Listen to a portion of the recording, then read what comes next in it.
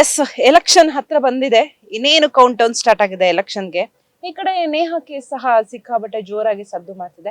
ಇದೆಲ್ಲದ್ರ ಮಧ್ಯೆ ಪ್ರಕಾಶ್ ರೈ ಎಲ್ಲಿ ಹೋಗಿದ್ರಪ್ಪ ಅಂತ ಎಲ್ಲರೂ ಸಹ ಯೋಚನೆ ಮಾಡ್ತಾ ಇದ್ರು. ಪ್ರಕಾಶ್ ರೈ ಅವರು ಒಂದು ಮಾತು ಹೇಳಿದ್ರೆ ಚೆನ್ನಾಗಿರ್ತಿತ್ತು ಅಂತ ಒಂದ್ ಸ್ವಲ್ಪ ಜನ ಹೇಳಿದ್ರೆ, ಪ್ರಕಾಶ್ ರೈ ಅವ್ರ ಮಾತಿಗೆ ನಾನ್ ತಿರುಗೇಟ್ ಕೊಡ್ಬೇಕು ಅಂತ ಇನ್ನೊಂದಷ್ಟು ಜನ ಕಾಯ್ತಾ ಇದ್ರು. ಸೊ ಅದೇ ಪ್ರಕಾಶ್ ರೈ ಅವರು ನನ್ ಜೊತೆ ಈಗ ಸಿಕ್ಕಿದ್ದಾರೆ, ಮಾತಾಡ್ಸೋಣ. ಸರ್, ಹೇಗಿದ್ದೀರಾ? ನನಗೇನು ಚೆನ್ನಾಗಿದ್ದೀನಿ, ದೇಶ ಚೆನ್ನಾಗಿಲ್ವಲ್ಲ ಅಂತ ಯೋಚನೆ ಮಾಡ್ತಿದ್ದೀನಿ ಅಷ್ಟೇ.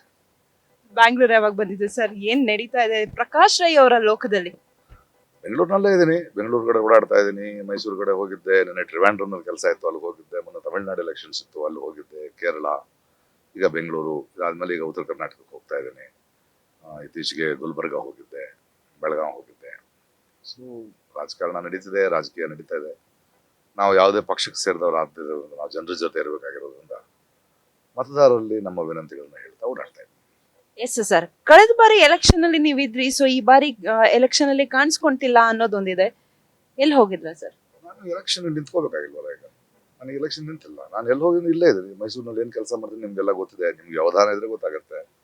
ಇವತ್ತು ರಂಗಭೂಮಿ ಕಟ್ತಾ ಇದ್ದೀವಿ, ಮಕ್ಕಳ ರಂಗಭೂಮಿ ಮಾಡ್ತಾ ಇದ್ದೀವಿ.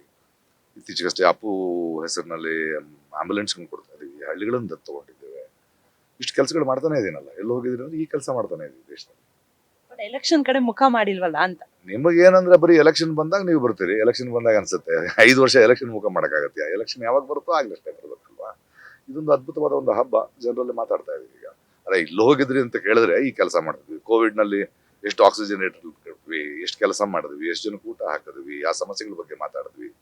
ಅವಾಗೆಲ್ಲ ಎಲ್ಲಿ ಹೋಗಿದ್ರೆ ಅಂತ ಕಾಣಿಸಲ್ಲ, ಯಾಕಂದ್ರೆ ನಿಮ್ಗಳಿಗೆಲ್ಲ ಎಲೆಕ್ಷನ್ ಇದ್ದಾಗ ಮಾತ್ರ ಬೇರೆಯವರೆಲ್ಲ ಇಲ್ಲ ಇಲ್ಲ ಸರ್, ಕಾಣಿಸುತ್ತೆ. ನೀವು ಸಿನಿಮಾ ಮಾಡ್ತಿದ್ದೀರಾ, ಒಂದು ಪ್ರೊಡಕ್ಷನ್ ಹೌಸ್ ಓಪನ್ ಮಾಡ್ತಾ ಇದ್ದೀರಾ, ಹಾಗೆ ಸಾಕಷ್ಟು ಸಮಾಜ ಸೇವೆನ ಮಾಡ್ತಿದ್ದೀರಾ, ಕಾಣಿಸ್ತಾ ಇದೆ. ಬಟ್ ಆದ್ರೂ ಒಂದು ಕ್ವಶನ್, ಎಲೆಕ್ಷನ್ ಟೈಮಲ್ಲಿ ಪ್ರಕಾಶ್ ರೈ ಅವರು ಎಲ್ಲಿ ಹೋಗಿದ್ರು ಅನ್ನೋದು ಅಷ್ಟೇ. ನಿಮ್ ಮುಂದೆನೇ ಇದೀನಲ್ಲ, ಪತ್ರಿಕೆಗಳು ಮಾತಾಡ್ತಾ ಇದಾವೆ, ಟೆಲಿವಿಷನ್ಗಳು ಮಾತಾಡ್ತಾ ಇದಾವೆ, ಹೇಳಿಕೆಗಳು ಬರ್ತಾ ಇದೆ. ಮೊನ್ನೆ ಮಂಡ್ಯ ಹೇಳಿಕೆ ಬಂತು, ಮೈಸೂರಿನ ಹೇಳಿಕೆ ಬಂತು, ಬೆಳಗಾವಿನ ಹೇಳಿಕೆ ಬಂತು, ತಮಿಳುನಾಡಿನ ಹೇಳಿಕೆ ಬಂತು, ಕೇರಳದ ಹೇಳಿಕೆ ಬಂತು. ಇನ್ನೇನು ಹೇಳ್ಬೇಕು?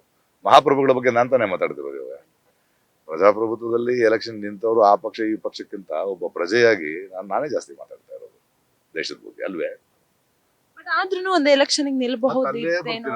ನಿಮ್ಗೆ ಎಲೆಕ್ಷನ್ ಅಲ್ಲ, ನಿಲ್ಬಹುದಿತ್ತೇನೋ ಪ್ರಕಾಶ್ ರೈ ಅವರು. ಅರೆ ನಿಲ್ಬಾರ್ದು ಅಂತ ನಿರ್ಧಾರ ತಗೊಂಡಾಯ್ತಲ್ರಿ. ಒಂದ್ಸಲ ಬಂದ್ವಿ, ಜನ ಇಲ್ಲ ಅಂದ್ರು, ಸರಿ ಅಂತ ಹೇಳಿ. ಆದ್ರೆ ನಾನು ರಾಜಕಾರಣದಲ್ಲಿ ಇದ್ದೀನಿ.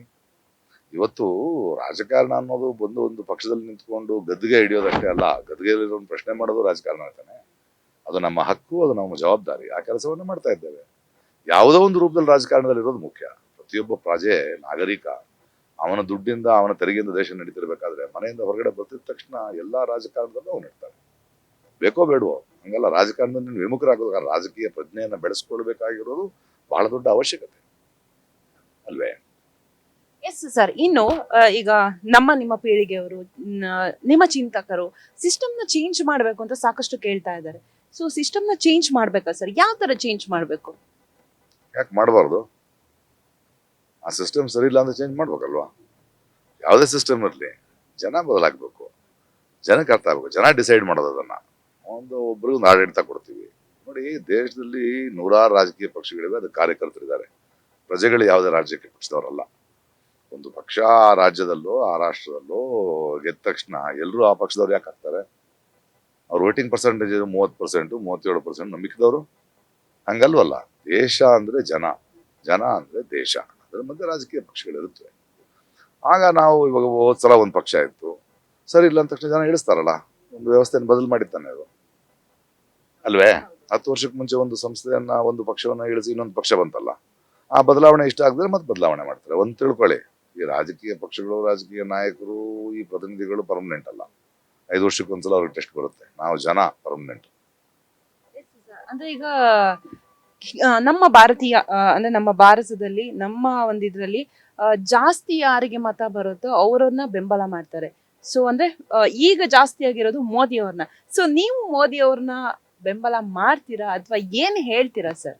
ಅಂದ್ರೆ ಯಾಕಂದ್ರೆ ಪ್ರಜಾಪ್ರಭುತ್ವ ದೇಶದಲ್ಲಿ ಯಾರಿಗೆ ಜಾಸ್ತಿ ಮತ ಬಂತು, ಯಾರು ಜಾಸ್ತಿ ಬೆಂಬಲ ಮಾಡ್ತಾರೋ ಅವ್ರನ್ನ ನಾವು ಫಾಲೋ ಮಾಡ್ತೀವಿ. ಅದು ಅವ್ರು ಇರೋ ತನಕ. ಮುಂದಿನ ಸಲ ನಿಂತ್ಕೊಂಡು ಅವ್ರಿಗೆ ಬೆಂಬಲ ಇದೆಯಲ್ಲ ಅಂತ ನೋಡ್ಕೋಬೇಕಲ್ಲ. ಅವ್ರ ಒಂದ್ಸಲ ಬೆಂಬಲ ಕೊಟ್ಬಿಟ್ರೆ ಪರ್ಮನೆಂಟ್ ಅವರು? ಏನು ಹಿಟ್ಲರಿನ ದೇಶನೇನ್ರಿ ಇದು? ಮಹಾಪ್ರಭುಗಳು, ಮಹಾಪ್ರಭುಗಳು ವೋಟ್ ಪರ್ಸೆಂಟೇಜ್ ನೋಡಿ, ಎಷ್ಟು ರಾಜ್ಯಗಳು ಗೆದ್ದಿದ್ದಾರೆ ನೋಡಿ. ಎಷ್ಟು ರಾಜ್ಯದಲ್ಲಿ ಆ ಮಹಾಪ್ರಭುಗಳ ಪಕ್ಷ ಗೆಲ್ತು, ಎಷ್ಟು ರಾಜ್ಯದಲ್ಲಿ ಗೆದ್ದಿರೋ ಪಕ್ಷಗಳನ್ನ ಜನಾಭಿಪ್ರಾಯವನ್ನ ದುಡ್ಡು ಕೊಟ್ಕೊಂಡು ಚೇಂಜ್ ಮಾಡಿದ್ರು. ಏನಾಯ್ತು ಲಾಸ್ಟ್ ಟೈಮ್ ಕರ್ನಾಟಕದಲ್ಲಿ? ಅವ್ರು ಗೆದ್ದಿದ್ರಾ? ಕುದುರೆಗಳನ್ನ ಕೊಂಡ್ಕೊಳ್ಳಿಲ್ಲ ಅವರು. ದುಡ್ಡಲ್ಲಿಂದ ಬರುತ್ತೆ ಅವ್ರಿಗೆ? ಬರುತ್ತಾ ಇಲ್ವಾ? ಪ್ರಶ್ನೆ ಮಾಡೋನೊಳಗೆ ಆಗ್ತಿಲ್ಲ, ಸರ್ಕಾರಗಳನ್ನ ಉಳಿಸ್ತಾ ಇಲ್ಲ. ಇದೇನು ಪ್ರಜಾಪ್ರಭುತ್ವನೇ? ಪ್ರಜೆಗಳು ಹೇಳದ್ಮೇಲೆ ಒಪ್ಕೋಬೇಕು. ಎಲ್ಲಿ ಒಪ್ಕೊಳ್ತಿದ್ದೀರಿ ನೀವು ಮಹಾಪ್ರಭುಗಳು? ನಾನೇ ನಾನೇ ನಾನೇ ಎಲ್ಲ ನೀವು ಕರ್ನಾಟಕದಲ್ಲ, ನೀವು ಇಡೀ ದೇಶದಲ್ಲಿ ಯೋಚನೆ ಮಾಡ್ಬೇಕು. ಈ ಮಹಾಪ್ರಭುಗಳ ಪಕ್ಷ ಏನಿದೆ, ಯಾವ ರಾಜ್ಯದಲ್ಲಿ ಆ ಪಕ್ಷಗಳು ಗೆದ್ದಿಲ್ವೋ, ಅವ್ರ ಪಕ್ಷ ಗೆದ್ದಿಲ್ವೋ, ಅಲ್ಲಿ ಗವರ್ನರ್ಗಳು ಮಾತ್ರ ಯಾಕೆ ತೊಂದರೆ ಕೊಡ್ತಾ ಇದ್ದಾರೆ?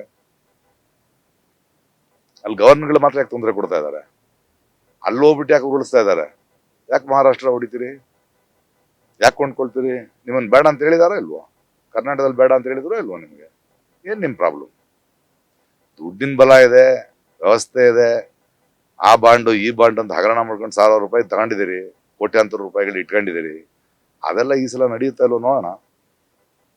ಯಾರೋ ಬಹುಮತ ತಗೊಂಡ್ರು, ಅವರೇ ಸರ್ಕಾರ ಕೊಟ್ಟಿದ್ಯಾರು? ಜನ. ಇಳಿಸೋದು ಯಾರು? ಜನ. ಜನನ ಮರ್ಯಾದೆ ಕೊಡೋದು ತಿಳ್ಕೊಳ್ಳಿ.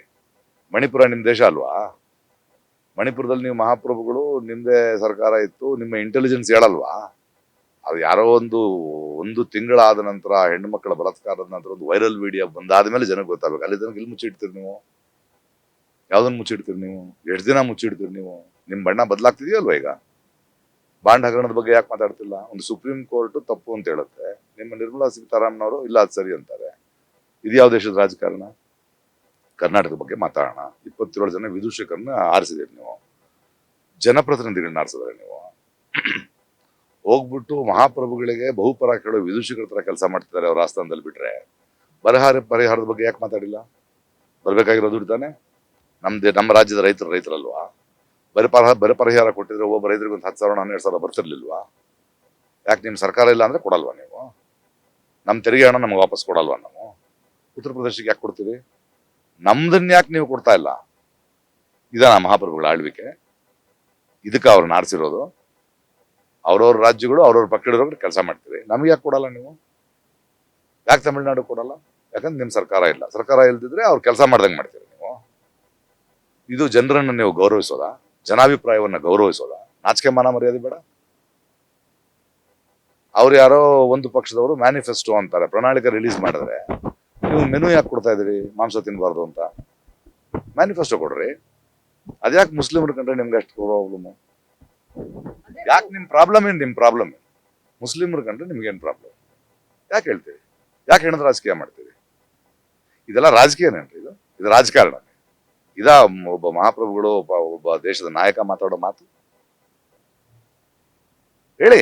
ನಾನೇನ್ ಹೇಳ್ತಿದ್ದೀನಿ ಅಂದ್ರೆ, ನಿಮ್ಮ ಅಭಿಪ್ರಾಯ ಮೋದಿ ಅವರು ಕಂಪ್ಲೀಟ್ ಆಗಿ ಹಿಟ್ಲರ್ ತರ ಮಾಡ್ತಿದ್ರು ಅಂದ್ರೆ? ಹಿಟ್ಲರ್ ನೋಡಿದ್ರೆ ನೀವು? ಹಿಟ್ಲರ್ ಹೊರಟ ಅಂದ್ರೆ ಆ ಕಡೆ ಈ ಕಡೆ ಬರೀ ಗಾಡಿಗಳು, ಹೂವು, ಜನ, ಅವನ ಆರ್ಮಿ, ಜನರೆಲ್ಲ ಬೇಲಿ ಆ ಕಡೆ. ಈ ಮಹಾಪ್ರಭುತ್ವ ಹಂಗೆ ತಾನೆ ಬರೋದು? ಅಲ್ಲಲ್ರಿ, ಇತ್ತೀಚೆಗೆ ನಮ್ಮ ರಾಜ್ಯದ ಚುನಾವಣೆಯಲ್ಲಿ ಬಂದ್ರು, ಏನ್ ಮಾಡ್ತಿದ್ರು ಶೋಭಾ ಕರಂದ್ಲಾಜೆ ಇವ್ರುಗಳೆಲ್ಲ? ಕಲ್ಯಾಣ ಮಂಟಪಗಳಲ್ಲಿ ಹೂಗಳನ್ನ ಕಲೆಕ್ಟ್ ಮಾಡ್ತಿದ್ರು ಅವ್ರ ಮೇಲೆ ಎರಚಕ್ಕೆ. ಏನ್ ಅನ್ಕೊಂಡ್ಬಿಟ್ಟಿದ್ರಿ ನೀವು? ರಾಜರ ನೀವು? ರಾಜರೇನ್ರಿ ನೀವು? ಅವ್ರು ಬರ್ತಾರೆ ಅಂದ ತಕ್ಷಣ ಮೈಸೂರಿಗೆ ಬರ್ತಾರೆ ಅಂತ ರೋಡ್ ಹಾಕ್ತಾರೆ. ಯಾಕಂದ್ರೆ ಜನ ಓಡಾಡಕ್ ರೋಡ್ ಹಾಕಲ್ವಾ? ಯಾರು ದುಡ್ಡು ಅದು? ನಿಮ್ಗೆ ಟ್ಯಾಕ್ಸ್ ಕೊಟ್ಟಿದ್ ಯಾಕೆ? ಜನಕ್ಕೆ ಕಟ್ಟಕ್ಕೆ. ಮಹಾಪ್ರಭುಗಳು ಬಂದಾಗ ಏರ್ಪೋರ್ಟ್ ರೋಡ್ ಹಾಕಕ್ಕ? ಯಾವ ದೇಶದಲ್ಲಿ ಮಾತಾಡ್ತಿದ್ವಿ? ಯಾವ ರಾಜ್ಯದಲ್ಲಿ ಮಾತಾಡ್ತಿದ್ವಿ ನಾವು? ಒಬ್ಬ ಇಲ್ಲಿಯ ವಿದೂಷಕ ಪ್ರತಿನಿಧಿ, ಕರ್ನಾಟಕದ ಪ್ರತಿನಿಧಿ, ಬರಹ ಪರಿಹಾರದ ಬಗ್ಗೆ ಮಾತಾಡ್ತಾನ? ಇವತ್ತಿನ ಫೈನಾನ್ಸ್ ಮಿನಿಸ್ಟರ್ ಎಲ್ಲಿಂದ ಬಂದವರು? ಕರ್ನಾಟಕದ ರಾಜ್ಯಸಭೆಯಿಂದ ಬಂದವರು. ಕರ್ನಾಟಕಕ್ಕೆ ದುಡ್ಡು ಕೊಡಲ್ವಾ ನೀವು? ಕೊಡಲ್ವಾ ದುಡ್ಡು ನೀವು? ಇಲ್ಲಿ ರೈತರ ಸಮಸ್ಯೆ ಅಲ್ವಾ ನಿಮ್ಗೆ? ಇತ್ತೀಚೆಗೆ ಸುಪ್ರೀಂ ಕೋರ್ಟ್ ಇಂದ ಸೂಚನೆ ನೀಡಿದರೆ ರೈತರ ಬರ ಪರಿಹಾರಕ್ಕೆ ಒಂದಷ್ಟು ಅಮೌಂಟ್ ಕೊಡ್ಬೇಕು. ಯಾವಾಗ ಹೇಳ್ತೀರಿ? ಭಾರತ ದೇಶದ ಇತಿಹಾಸದಲ್ಲಿ ಒಂದು ರಾಜ್ಯ ಸರ್ಕಾರ ಸುಪ್ರೀಂ ಕೋರ್ಟ್ ಮೊರೆ ಹೋಗೋ ಪರಿಸ್ಥಿತಿ ಆಗ್ತಂದ್ರಿ? ಬರ ಪರಿಹಾರ ಅಕ್ಟೋಬರ್ 31 ಅನೌನ್ಸ್ ಮಾಡಬೇಕು, ಆಮೇಲೆ ಕೇಂದ್ರ ಸರ್ಕಾರವನ್ನು ಕೇಳಬೇಕು. ಕರ್ನಾಟಕ ಸರ್ಕಾರ ಸೆಪ್ಟೆಂಬರ್ 30ಕ್ಕೆ ಅನೌನ್ಸ್ ಮಾಡಿದೆ. ನವೆಂಬರ್ ಡಿಸೆಂಬರ್ಗೆ ಮಹಾಪ್ರಭುಗಳನ್ನ, ಅವರ ಚಾಣಕ್ಯರನ್ನ ಭೇಟಿ ಮಾಡಿ ಬೊಕ್ಕೆ ಕೊಟ್ಟು ಶಾಲ್ ಹಾಕಿ ಬರ ಪರಿಹಾರ ಘೋಷಣೆ ಮಾಡಿದೀವಿ, ಕಡಬೇಕು, ನಮ್ಮ ಹಕ್ಕು ನಮಗೆ ಬರಬೇಕು ಅಂದ್ರೆ ಮಾರ್ಚ್ ತನಕ ಯಾಕೆ ಕೊಂಡು ಕೂತಿದ್ದೀರಿ? ಸರ್ಕಾರ ನಡಿಬೇಕೋ ಬೇಡವೇ? ರೈತರ ಹಾಹಾಕಾರ ಕೇಳಿಸ್ತಾ ಇಲ್ಲ ನಿಮಗೆ? ನಿಮ್ಮ ಅಪ್ಪನ ಮನೆ ದುಡ್ಡು ಕೇಳ್ವಾ? ನಾವು ಕೊಟ್ಟಿರೋ ದುಡ್ಡನ್ನು ಕೇಳ್ತಾ ಇದೀವಿ, ನಮಗೆ ನಮ್ಮ ಹಕ್ಕನ್ನು ಕೇಳ್ತಾ ಇದೀವಿ. ಕೊಡದೇ ಇದ್ರೆ ಸುಪ್ರೀಂ ಕೋರ್ಟ್ಗೆ ಹೋಗ್ಬೇಕು. ಸುಪ್ರೀಂ ಕೋರ್ಟ್ಗೂ ಏನ್ ಹೇಳ್ತಾರೆ ಹೋಗ್ಬಿಟ್ಟು, ಅಲ್ಲಲ್ಲ ಇದು ಎಲೆಕ್ಷನ್ ಟೈಮ್ನಲ್ಲಿ ಬಂದು ಕೇಳ್ತಾ ಇದಾರೆ, ಕೇಂದ್ರ ಸರ್ಕಾರ ಹತ್ರ ಬರದೆ ಅಂತ. ಸುಳ್ಳಲ್ವಾ ಅದು? ಬರ್ಲಿಲ್ವಾ ನಿಮ್ಮದು ನವೆಂಬರ್ಗೆ? ಬರಲ್ವಾ ನಿಮ್ಮ ಹತ್ರ ಅಕ್ಟೋಬರ್ಗೆ? ಸುಳ್ಳು ಯಾಕೆ ಹೇಳ್ತೀರಿ? ಚೀಮಾರಿ ಹಾಕಿದ್ಮೇಲೆ ಕೊಡ್ತೀರಾ? ನೀವು ಕೊಡಲ್ವಾ? ಅಂದ್ರೆ ನೀವು ಕೊಡಲ್ಲ, ಚೀಮಾರಿ ಹಾಕಿದ್ಮೇಲೆ ಕೊಡೋದು. ಎಲೆಕ್ಟ್ರಾಲ್ ಬಾಂಡ್ ತಪ್ಪು ಅಂತ ನಿಮ್ಗೆ ಗೊತ್ತಿಲ್ವಾ? ಸುಪ್ರೀಂ ಕೋರ್ಟ್ ಚೀಮಾರಿ ಹಾಕಿದ್ಮೇಲೆ SBI ಹೇಳ್ತೀರಾ ಕೊಡಲ್ಲ ನೀವು, ಡೀಟೇಲ್ ಕೊಡಬೇಡಿ ಅಂತ, ಮತ್ತೆ ಚೀಮಾರಿ ಹಾಕ್ಬೇಕಾ? 8 ಜನ ಹೆಣ್ಮಕ್ಳು ದೇಶಕ್ಕೆ ಪದಕ ತಂದವರು ಸೆಲ್ಫಿ ತಗೊಳಕ್ ಗೊತ್ತು, ಲೈಂಗಿಕ ಕಿರುಕುಳ ಕೊಡ್ತಾ ಇದ್ದಾನೆ ಒಬ್ಬನಂದ್ರೆ ಕಂಪ್ಲೇಂಟ್ ತಗೊಳಲ್ವಾ? ರಸ್ತೆಗೆ ಬರ್ಬೇಕಾ? ಅವಾಗ್ಲೂ ಮಾತಾಡಲ್ವಾ? ಆಮೇಲೆ ಹೈಕೋರ್ಟ್ಗೆ ಹೋಗಿ ಹೈಕೋರ್ಟ್ ಚೀಮಾರಿ ಹಾಕಿದ್ಮೇಲೆ ಅವ್ರು ಹೇಳಿದ ಸತ್ಯ ಅಂತ ಗೊತ್ತಾದ್ಮೇಲೆ ಬ್ರಿಜ್ಭೂಷಣ್ ತೆಗೆಯಲ್ವಾ ನೀವು? ಯಾಕೆ ವೋಟ್ ಬ್ಯಾಂಕ್ ಬೇಕಾ ನಿಮ್ಗೆ? 400ಕ್ಕೆ ಮೇಲೆ ಅಂತೀರಿ ಮಹಾಪ್ರಭುಗಳೇ. 400ಕ್ಕೆ ಮೇಲೆ 10 ವರ್ಷಗಳ ಪ್ರಗತಿ ನೀವು ಕೆಲಸ ಮಾಡಿದ್ರೆ ಕಳ್ಳರನ್ನ, ದರೋಡೆಕೋರನ್ನ ಯಾಕೆ ಸೇರಿಸ್ಕೊಳ್ತಿದ್ರಿ? ಮೊನ್ನೆ ತನಕ ಇಷ್ಟು ಕೋಟ್ಯಾಂತರ ಅವ್ಯವಹಾರ ಮಾಡಿದಾನೆ ಅಜಿತ್ ಪವಾರ್ ಅಂದ್ರಿ, ಇವಾಗೇನು ವಾಷಿಂಗ್ ಮಿಷಿನ್ ನಿಮ್ಮೊಳಗೆ ಬಂದ ತಕ್ಷಣ ಸರಿ ಹೋಗ್ಬಿಟ್ಟು ನಾವು. ಮೊನ್ನೆ ತನಕ ದೇವೇಗೌಡರನ್ನ, ಕುಮಾರನ್ನ, ಅಪ್ಪ ಮಗನ ಸಂಸ್ಥೆ ಇದು ಕುಟುಂಬ ರಾಜಕಾರಣ, ಇವ್ರು ಅಳಿಬೇಕು ಅಂತಿದ್ರಿ. ಎಲೆಕ್ಷನ್ ಬಂದ ತಕ್ಷಣ ಅವ್ರ ಪರ್ಸೆಂಟೇಜ್ ಓಟ್ ನಿಮಗೆ ಬೇಕು. ಯಾಕರ್ಸ್ ಊದಿದ ಮುಖಾನ ನೆಕ್ಕೊಂಡು ಕೂತಿದ್ದೀರಿ? ಇದು ರಾಜಕಾರಣನ? ಕೇಳಬಾರ್ದವು ಪ್ರಜೆಯಾಗಿ. ನಿಮಗೆ ನಾಚಿಕೆ ಇಲ್ಲದೆ ಇರ್ಬೋದು, ಉಗಿದವನಿಗೆ ನಾಚಿಕೆ ಇಲ್ಲ, ಉಗಿಸ್ಕೊಂಡವನಿಗೆ ನಾಚಿಕೆ ಇಲ್ಲ. ನೋಡ್ತಿರೋ ನಮಗೆ ನಾಚಿಕೆ ಆಗ್ತಾ ಇದೆ. ಇದೆಲ್ಲ ನಮ್ಮ ದೇಶ ಆಗ್ಬೇಕಾಗಿರೋದು. ಇದನ್ನ ನಾನು ಕೇಳೋ ಒಂದು ಪ್ರಶ್ನೆಗೆ ಉತ್ತರ ಇದೆ ನಿಮ್ಮ ಮಹಾಪ್ರಭು ಹತ್ರ. ಕೇಳ್ತಾ ಇದೀನಲ್ಲ ಕರೆಕ್ಟಾಗಿ? ಕೇಳ್ತಾ ಇದೀನಲ್ವಾ ಕರೆಕ್ಟಾಗಿ? ಅದಕ್ಕೆ ಉತ್ತರ ಕೊಡದೆ ಯಾಕೆ ಅವ್ರ ವಿರುದ್ಧ ಇದ್ರಿ ಅಂದ್ರೆ, ಯಾಕೆ ವಿರುದ್ಧ ಇದೆ ಅಂತ ಹೇಳ್ತಾ ಇದೀನಲ್ರಿ. ಕಂಪ್ಲೀಟ್ ಆಗಿ ಮೋದಿ ವಿರುದ್ಧ ಇದ್ದೀರಾ, ಬಟ್ ಇನ್ ಕೇಸ್ ವಿರುದ್ಧನೇ ಇರ್ಬೇಕ್ರಿ. ಕಳ್ಳರನ್ನ ಅಪ್ಕೊಂಡು ಮುದ್ದಾಡಕ್ ಆಯ್ತದೆಯೇ? ಯಾಕಪ್ಪ 100 ಸ್ಮಾರ್ಟ್ ಸಿಟಿ ಕೊಡ್ತೀನಿ ಅಂದ್ಯಲ್ಲಪ್ಪ, 10 ವರ್ಷಪ್ಪ ಅಂತ ಕೇಳೋದು ತಪ್ಪೇನ್ರಿ? ನನ್ನ ಒಬ್ಬೊಬ್ಬ MP ಒಂದು ಮಾಡೆಲ್ ವಿಲೇಜ್ ಮಾಡಿದ್ರೆ, ನಾನು ಯಾವ ಸರ್ಕಾರ ಇಲ್ಲ ನನ್ನ ಹತ್ರ, ಸರ್ಕಾರದ ಹಣ ಇಲ್ಲ, ನನ್ ದುಡ್ದಿರೋ ದುಡ್ಡಿಂದ 3 ಹಳ್ಳಿ ದತ್ತೊಳಕ್ ಸಾಧ್ಯ ಆಗತ್ತೆ ನನಗೆ. ನೀನು ಮಹಾಪ್ರಭು 303 ಜನ ಒಂದ್ ಹಳ್ಳಿ ತೋರಿಸಿ ದತ್ ತಗೊಂಡು ಮಾಡೆಲ್ ವಿಲೇಜ್ ಮಾಡಿದ್ದನ್ನ ನೀನ್ ತಾನೇನಪ್ಪ ಹೇಳಿದೆ. ನಾನು ನಿನ್ನ ಕೇಳ್ತೀನಿ, ನೀನ್ ಹೇಳಿದ್ದನ್ನು ಕೇಳ್ತಾ ಇದ್ದೀನಿ. ಮಾತು ಕೊಟ್ಟಿಯೋ ಇಲ್ವೋ? ಗ್ಯಾರಂಟಿ ಕೊಟ್ಟಿಯೋ ಇಲ್ವೋ? ಈಗ ಮತ್ತೆ ಹೊಸ ಗ್ಯಾರಂಟಿ ಏನು? ನೀನ್ ಕೊಡೋ ಗ್ಯಾರಂಟಿಗೆ ವಾರಂಟಿ ಇಲ್ಲ, ಮತ್ತೆ ಹೊಸ ಗ್ಯಾರಂಟಿ. 2 ಕೋಟಿ ಕೆಲಸ ಕೊಡ್ತೀನಿ ಅಂತ ಹೇಳಿದ್ನಲ್ವ? ಯುವಕರು ಒಪ್ಕೊಂಡ್ರೋ ಇಲ್ವೋ?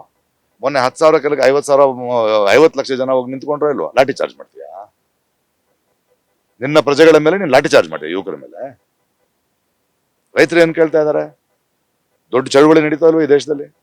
ನಿನ್ನ ವಿರೋಧ ತಾನೇ ನಡೀತು. ಅವಾಗ ನಿಲ್ಸಕ್ ಪ್ರಯತ್ನ ಮಾಡಿದೆ, ಆಮೇಲೆ ಏನ್ ಹೇಳಿದೆ?